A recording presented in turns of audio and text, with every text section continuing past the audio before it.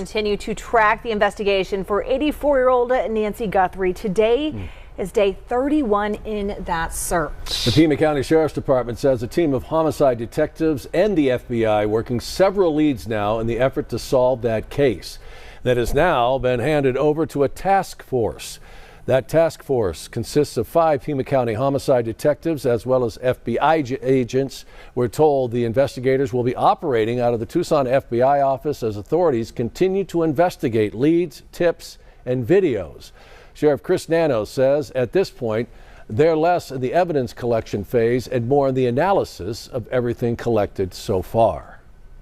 We have information on this case that we think is going to hopefully lead us to solving this case. But it takes time. My team can now focus on what's really the meat and potatoes of this case, and that is who it is that was in that video and who took Nancy Guthrie. Tonight, more than a month into the search, a Louisiana nonprofit says they're ready to bring resources to help find the missing 84-year-old. That group, the United Cajun Navy, says they've sent several plans to the sheriff's office explaining what they can bring and how they can help. News 4 Tucson's Andrew Capasso has more on those proposed plans and what the sheriff's department is saying.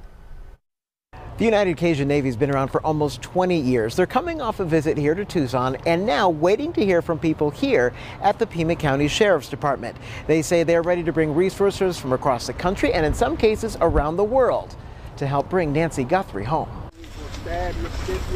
The need for closure. There needs to be some closure, not only for the family, but for the community as well. Josh Gill is an incident commander with the United Cajun Navy. He says there is a list of resources they could bring to help pin down where Nancy Guthrie is and is not. Within that tactical plan that outlines resources that we have, resources that are available, and then it defines how we'll fall into the command and control or under the command and control, the C2 element of the Sheriff's Department or the lead investigating agency. Some of those resources include drones, more boots on the ground, and different types of dogs. We have live track dogs, for instance, and specific scent dogs.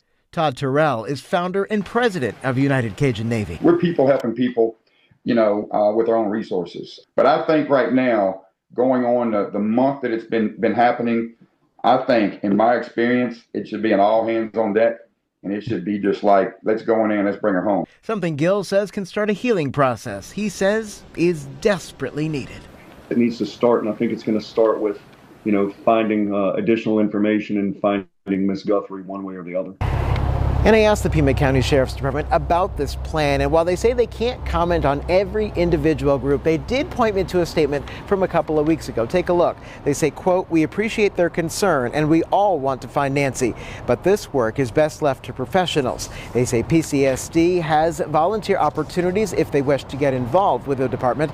Private property laws apply. It is up to each individual property owner to grant permission for anyone to be on their property. The United Cajun Navy says because of the sensitivity of this case, they are striving to get the blessing of the sheriff. The night Nancy Guthrie disappeared began like any other. Her home sat quietly in a calm neighborhood, the kind of place where nothing ever seemed to go wrong. Neighbors would later say it was peaceful, predictable, safe. At 84 years old, Nancy lived a routine life, one built on familiarity and comfort. There were no signs that anything unusual was about to happen. No warnings, no noise, just silence. But by morning, that silence felt different. It started when concerned family members couldn't reach her. Calls went unanswered, which immediately raised alarm. This wasn't like her. Within hours, the situation escalated, and authorities were called to perform a welfare check. What they found inside and around her home would quickly turn a simple missing person report into something far more disturbing. Investigators noticed subtle but troubling signs. There were indications that something had gone wrong, details that suggested Nancy didn't just walk away. The scene hinted at urgency, at interruption, possibly even fear. It didn't take long for law enforcement to begin considering a darker possibility. This may not have been a voluntary disappearance at all. As word spread, the quiet neighborhood was suddenly filled with tension.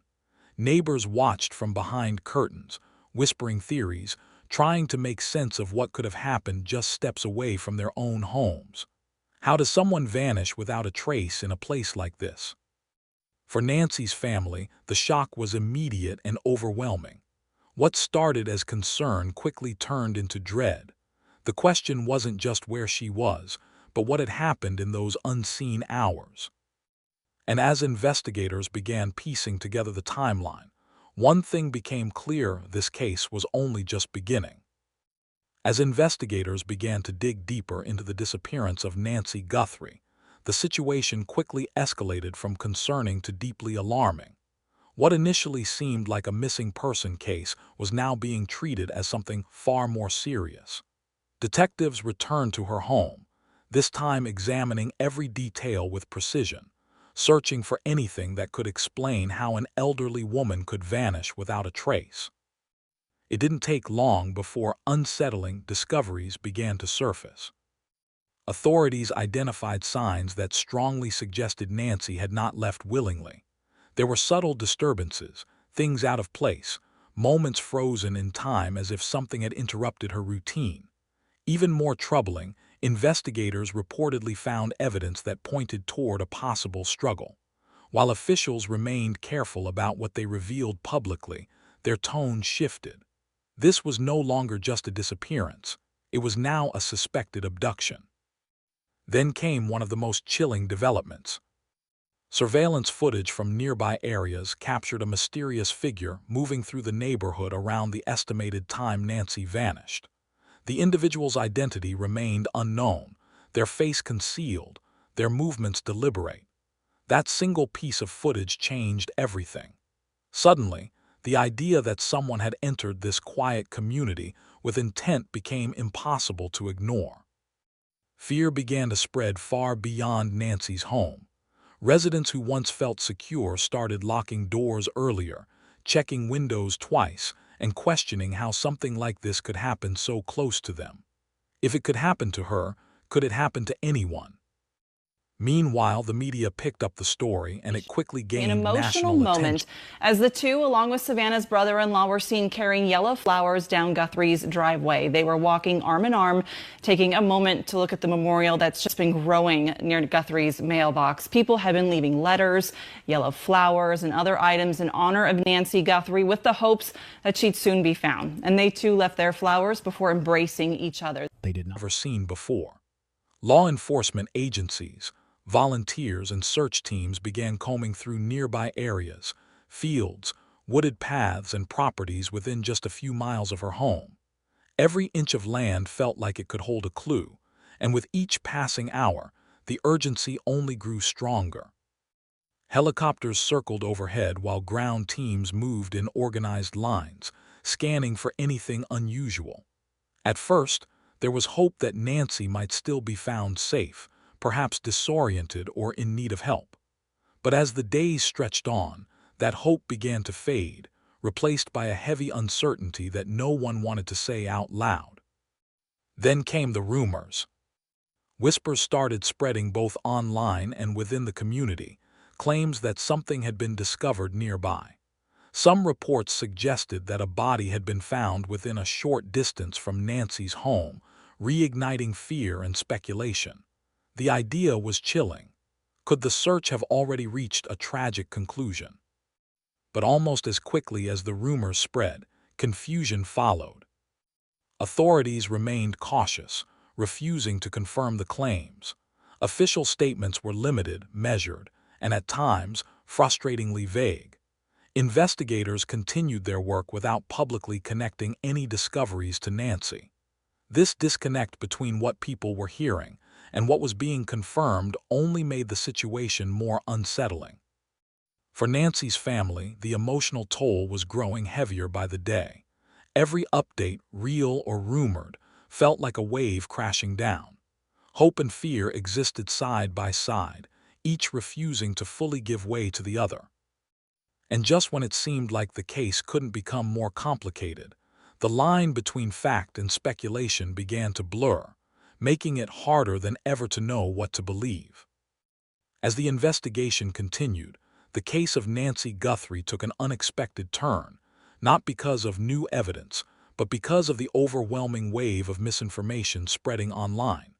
Headlines began appearing that claimed dramatic breakthroughs, each more shocking than the last. Some insisted the case had already been solved. Others claimed that Nancy had been found. But none of these reports aligned with what authorities were actually confirming. The most disturbing claim was the one that spread the fastest, the idea that a body had been discovered just a few miles from her home.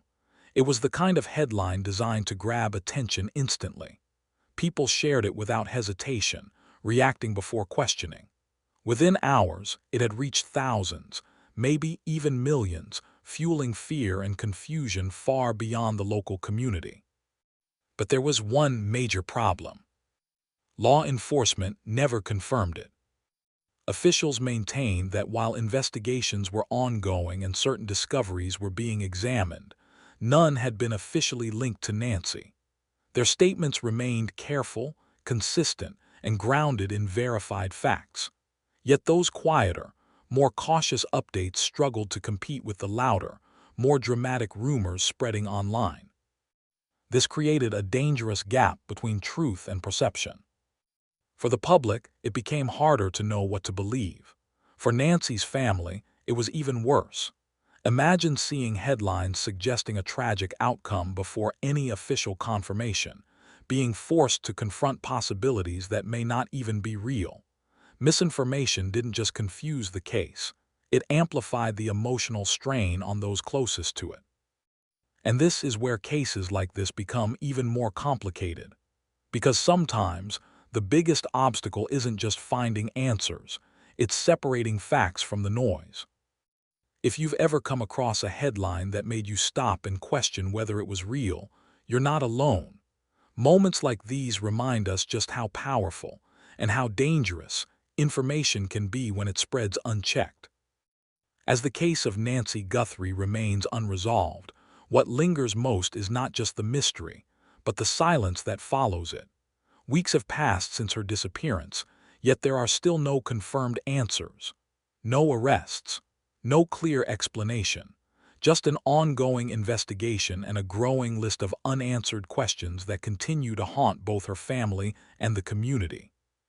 Authorities have made it clear that the case is far from closed.